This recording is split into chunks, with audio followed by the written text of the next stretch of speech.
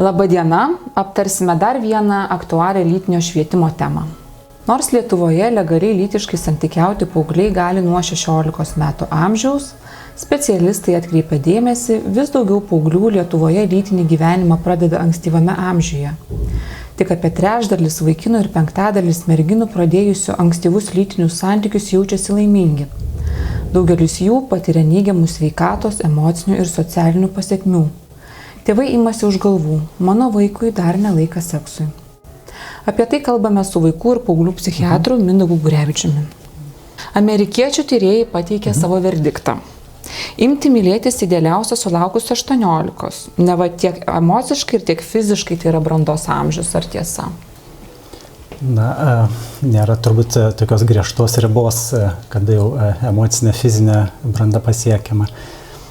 Dabar šiais laikais juokaujama, kad paauglystė ir iki 28 metų užsitęsia, tai tas nebūtinai 18, bet mano nuomonė, manau, kad tikrai lytiniai santykiai, poroje turėtų prasidėti jau truputį, kai kiekvienas žmogus yra atsakingas už save ir partnerį. Tai jau tas, aišku, yra 18 plus metų amžiuje. Paauglių kūnai vystosi nevienodai. Na taip, nevienodai, bet manau, kad ir taip dauguma vis tiek tą pilną, net ir tą fizinę brandą tikrai 18 metų dar nepasiekė. Jeigu aš teisingai pamenu, berods apie 25 metai, kada jau subrenda pilnai nervų sistema ir kitos organizmų sistemos, tai tikrai ne 18 metų amžius. Ar tėvai turi daryti įtaką jaunuolių pasirinkimui, kada pradėti lytiškai santykiauti? Ar tai yra tėvų reikalas, taip sakant? Aš manau, kad tėvai tiesiog gali įtakoti bendrą atmosferą namuose, kaip bendraujam, kaip kalbamės apie, nebūtinai vien apie lytinius santykius, bet apie įvairias gyvenimo situacijas ir problemas ir kaip tiesiog tą sprendžiam. Jeigu sprendžiam bendradarbiaujant ir jeigu, tarkim, paauglys turi kažkokių klausimų ir tėvai atviri galimybei pasikalbėti, tai labai gerai, kad tėvai gali patarti, užvesti ant kelio, bet aišku, kad kažkaip įtakoti konkrečiai, tai aš nemanau, kad tėvai turi galių.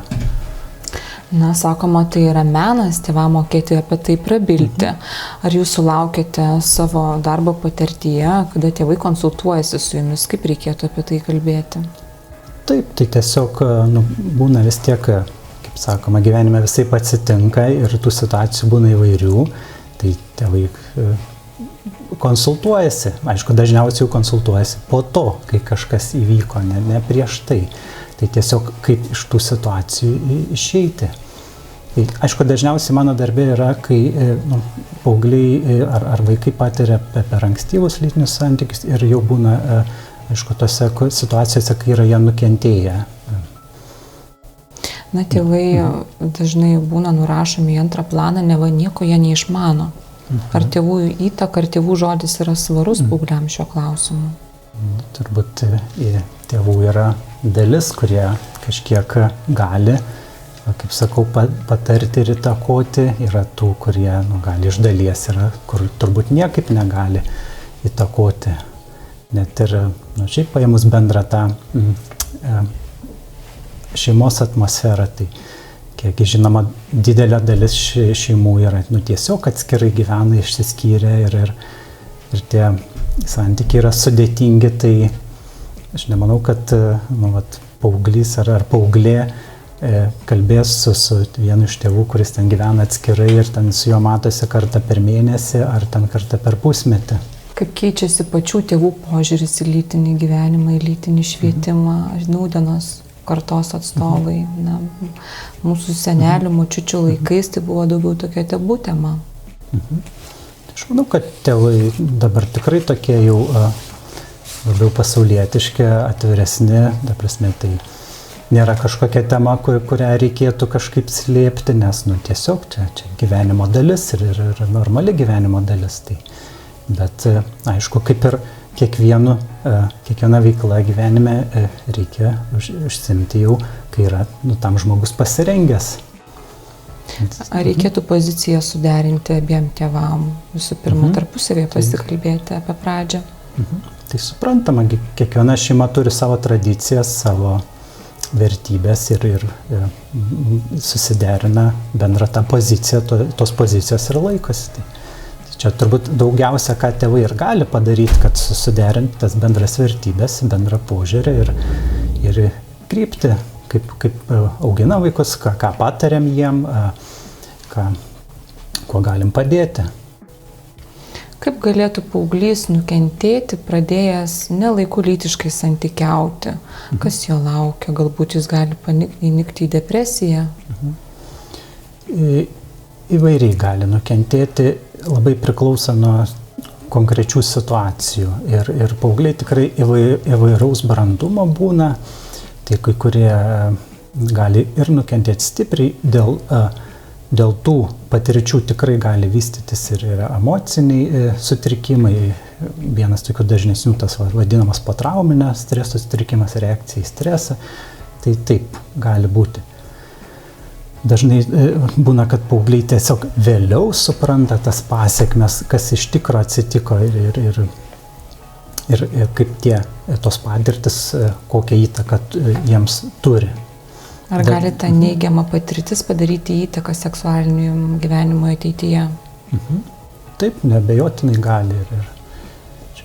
Psichoterapeutai dažnai dirba su pacientais, kurie yra per anksti pradėję lytinius santykius, nukentėję lytiniuose santykiuose ir įvairiais būdais tiek ir kai būna patirta ir prievarta, kai būna ir tarsi lyg ir abiejų sutikimų, bet būna dažnai viena pusė tikrai dar nėra pakankamai brandi, kad galėtų duoti tą vadinamą tokį pilną sutikimą, pilnai suprasti galimas pasekmes. Kokie požymiai išduoda, kad vaikas patiria seksualinę prievartą? Taip, kaip ir visada turbūt pirmiausia tėvai pastebi, kad tiesiog pasikeitė, kažkas pasikeitė. Pasikeitė bendravimas, bendra nuotaika, elgesys mokykloje, mokymosi rezultatai, tiesiog gali ir atsirasti ir emocijų, ir sutrikimų, nuotaikos sutrikimų, paauglys nemiega, neramus, panikos priepuoliai, labai įvairūs tie požymiai, bet turbūt tiesiog gal atkreipti dėmesį tėvam, kad tiesiog kažkas pasikeitė ir kažkas jau vyksta ir matosi, pastebėti tą dalyką, kad jau paauglys su kažkuo nesusitvarko. Tai nebūtinai bus patirta ten prievarta seksualinė ar dar kažkas, bet tai irgi vienas iš tokių pagrindinių gal dalykų, kad jau reikėtų tiesiog daugiau gal pasikalbėti, pasiaiškinti ar pasiūlyti kažkokią pagalbą, gal su kažkokiu neutraliu asmeniu pasikalbėtų paauglys, kad kažkaip pradėti judėti iš tos situacijos. Visuomenėje yra propaguojamas labai seksualumas. Kaip jis veikia paauglius? Taip, čia rimta problema, nes tas perdėtas seksualumas tikrai propaguojamas ir muzikoje, ir socialinėse tinkluose, ir tuose pačiuose filmuose. Tai manau, kad ir formuojama tokia kultūra, kai lyg ir paaugliai taip netiesiogiai skatinami į lytinius santykius ir gal per ankstyvus lytinius santykius. Tai tiesiog, kaip čia pasakyti, bet nežinau. Yra N14 ženklelis. Ar jisai veikia? Tas ženklelis yra N14, bet jeigu šiaip apsidairis kaip yra iš tikro, tai nebūtinai, kad paauglys ten žiūrės filmą, kuriame kažkoks netinkamas jo amžiui turinys, bet tam pačiam internete ar socialinėse tinkluose, bendraujant tarpusavėje, tai paaugliai dažnai nukenčia ir labai dažnai nukenčia ir nuo to perdėto seksualumo ir tos perdėto seksualumo kultūros tokio propagavimo. Tai jeigu taip pasižiūrėjus, tai kartais net ir juoko forma mačiau, va, tokie trumpi video yra konkrečiai apie kompiuterinius žaidimus. Ir, pavyzdžiui, ten koks nors veikėjas gauna kūno apsaugą, kūno šarvus. Tai vaikinai tą kūno apsaugą gauna normalią, plieninę, pilną, apsaugančią tikrai nuo strėlių ir nuo kalavijo. O merginas kažkodėl gauna tik liemenėlę ir dažniausiai blizgančią ir su deimantukais papuoštą.